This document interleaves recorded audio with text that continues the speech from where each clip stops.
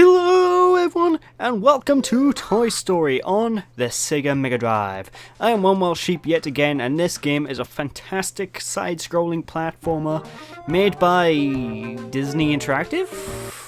Well, I assume it's Disney Interactive, it's a Disney game. And this is a game that's been released on a number of platforms, including the Super Nintendo and... Actually, I think it's just on the Super Nintendo and Mega Drive, but I'm not entirely sure. Either way, fantastic game. This is one of those... This is back in the golden age of movie tie-in games. Now, what do I mean by that? Well, back in the 90s, movie tie-in games used to be fun. I mean, you still occasionally get the occasional good one now and again, but this is when the quality was pretty much consistent throughout. Now, as you can see by here, you play as Woody, everyone's favourite cowboy, yeehaw and all that stuff. And as you'd expect, this is based on the film Toy Story. Now, if you press the C button, you're gonna jump. If you press the A button, you're gonna jump. And if you press the B button, you'll jump. And basically, our main each level has its own objective that we need to fulfill. One thing I will say about this game, though, oh my god, is it difficult.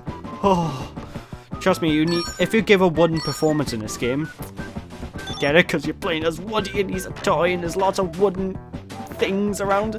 Eee. But yeah, basically this is a very, very, very difficult game if you're not used to it. Let's just say that. Anyway, what you want to do is basically go to start this mission off. What you want to do is actually release. If you saw earlier, I released these army guys, these little guys in green. What you want to do is release them and then quickly go to this bouncy ball over here and boop on up to reach a sort of like... What is that? Like a stereo? Walkie-talkie? I assume it's a walkie... No wait, that's the walkie-talkie, so what's the... I don't know. Anyway, you just go to that and Bob's your uncle, level's done. Now, for the most part, this does look like an easy game, especially when you're playing it through, well, if you're watching it, it looks easy, but trust me, this game is not easy. Your health will drop down a lot with hit points, you'll lose a lot of health as time goes on. And, yeah, it's a bit of an annoying thing. Well, the one interesting way that they tell the story of the movie through this game is basically they have these still frames, digitized still frames from the movie. It's quite interesting. Let's just say that, it's quite an interesting way. I honestly usually just skip over these entirely just by pressing the start button and... Come on, if you haven't seen Toy Story, why haven't you seen Toy Story? It's a fantastic movie. But anyway, as you can see by here, red alert, we need to help the other toys get to their places before Andy gets back, so... Yeah. Although one thing I'll have to say about this game is, despite how difficult it is, there's quite a few number of levels that yeah, it's a long game basically. Well, not long, it's 3 parts. You know what I mean, there's a lot of content, you get a lot of gameplay. But basically, you're gonna see a lot of the same level tropes as you progress through the game because, well, honestly, there's not really much you can go on with the movie, so I assume that the developers sort of did everything they can with what they had at the time. Anyway, what you want to do is basically free these toys with these blocks that are blocking the way. Well, good enough, the blocks are living up to their name. Basically, these got... Just whack the blocks with your attack. Yeah, just walk the blocks the same way I'm going and you release the toys and then you send them back to this pump right at the start of the level. Boop the pump and it'll shoot the toy back in. And I have to say by here, this music, oh my god, this is some rocking tune. Oh my goodness. Anyway, I also have to say, Merry belated Christmas as well because, well, like I said, well, actually I don't know if I said that. I'm considering this the sort of Christmas LP. I mean, Christmas has gone by and I hope you guys had a good Christmas, but I figured, I might as well sort of push things on. Anyway, you see this big muscular guy by here? Well, what you want to do is actually hit the block on the right for this guy, because what the game doesn't really tell you is that him and RC by here need to go underneath the bed, which is to the right of the level, and it can be quite hard to figure out where all the toys are meant to go in your first time playing through the game. I used to have so much issues just getting through the first set of levels. Like, One thing that's quite interesting about this game is the first set of levels are really objective based, but as time goes on, for some reason they stop with the objectives and the game sort of becomes not so much easier, but it becomes more linear, it becomes easier to figure out what to do, which is quite weird now that I think about it, but hey, oh, the music. Now of course most of the soundtrack in this game is original tracks made for the game, and I like it, I mean, I can't really go wrong, but of course, as you can guess, it is a movie game, so it's gonna have the usual music, such as "You Got a Friend in Me." So yeah, it still has its fair share of normal tunes, but with that's that level completed. I like this level. I like this game. It's good fun. It's good fun.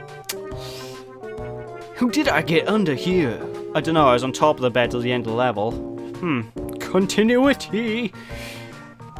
But of course, there's nothing really to talk about with the plot of Toy Story unless I talk about the film as a whole, because the film, Toy Story is one of those Pixar movies I used to love.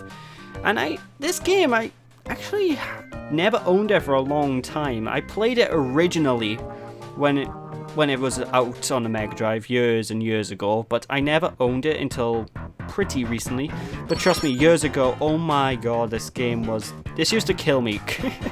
Like, I used to go over one friend's house and he used to have a copy of the game and I used to play it over there. I couldn't get past this level by here. And this level honestly isn't that big a deal. It's quite an easy stage. As you can guess, the stage objective is, well, you gotta race Buzz Lightyear. And look at him with that mocking, sort of chilled out. He just sort of stands there. Like, the objective is race Buzz Lightyear, but trust me, don't go fast, because you can't lose this mission by racing, you know, by going too slow. You can only lose this mission by dying. So what you want to do is sort of take your time, wait for enemies to boop up off the bottom of the screen, boop them when they come near you, and so on and so forth. Although one major thing that's going to throw people off when playing this game, as you can see, Woody's attack ties up the enemies. When you tie up enemies, it's not a permanent kill. Enemies will break out, and they will start roaming again, so yeah, be careful of them.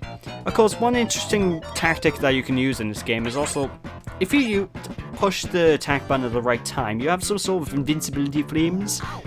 I don't know why I said that so weird. Invincibility flames. It's like Vincent Price stuff, that is. Yes, soon my inheritance will come through and I will win. I don't know what I'm saying. But basically, yeah. You'll have invincibility frames, and I actually can't time it, so don't ask me what the timing's like, because I've never been able to pull off the invincibility frames, but apparently they're there. So if you attack at the right time, you can not get damaged. Don't know how. And needless to say, you see little candy cane poles that... Okay, that enemy shouldn't have killed me. But there's candy cane poles as well that you see me run into, and basically they're flagpoles. And they signify your checkpoints, so if you ever reach one of them, be sure to boop it and get a nice, fantastic checkpoint. Although don't worry, as you can see by here, if you land in the bottomless pit below, for some reason Woody lands on a spring or something and just boops it back up. There's no worries there. Yeehaw! Although the stage overall is not that tough. The music's kind of annoying though. Like, one thing you'll remember from this game, specifically the soundtrack in terms of Mega Drive version. I don't know what the Super Nintendo version is like, but basically you're gonna hear a lot of twang. Like, if you don't know what I mean by twang, it just sort of, all the sound effects and the music just sort of sound like bow wow wow wow wow. You know, that sort of wow sort of noise. Like, a lot of Mega Drive games have that sort of thing, but you know, it's there, and it kind of helps the soundtrack in a way. It makes it kind of memorable. Although, needless to say, the graphics in this game, that's one thing I needed to get into. The graphics are...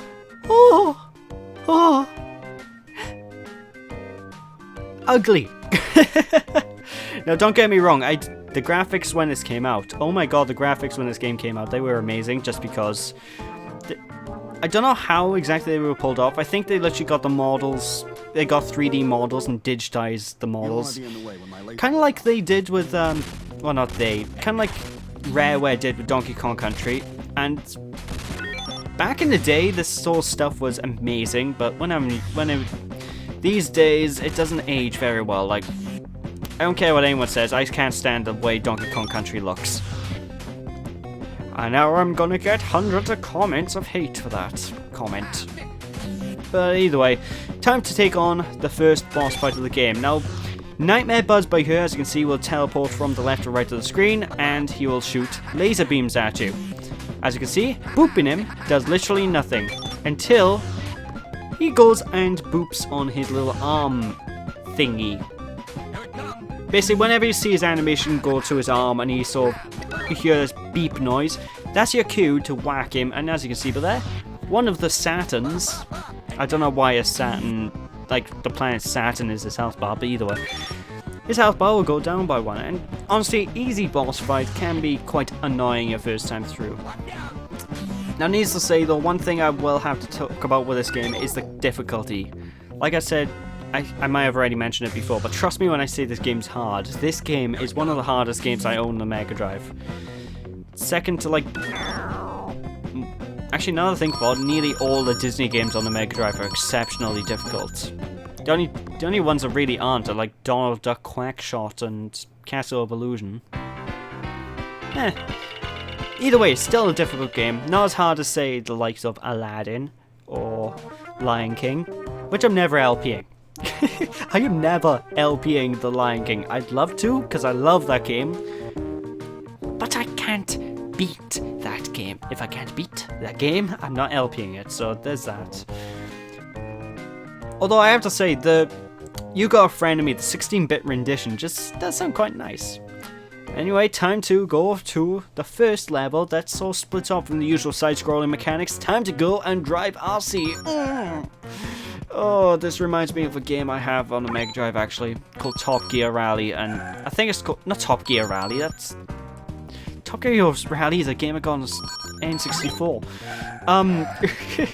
Game called Hot Wheels, and it's quite an interesting game because my cartridge of Hot Wheels has like an extra 2 plug ports, so you can actually plug in 4 Mega Drive controllers, 2 directly into the cartridge itself and 2 into the console. It's quite interesting. I would do a video on it, but my cartridge is god-awful, and you know me, I don't like emulating. Like all my footage is always off the consoles themselves. But anyway, to control RC here, you want to push the A or C button to go forward, and I believe B button will just brake. You can't reverse, which is a bit annoying. And you move left to sort of turn left, and you move right to turn right, and you know, on the D-pad. And that's pretty much all she wrote. But unfortunately, RC here might be a remote-controlled car, but what can I say? It controls like arse.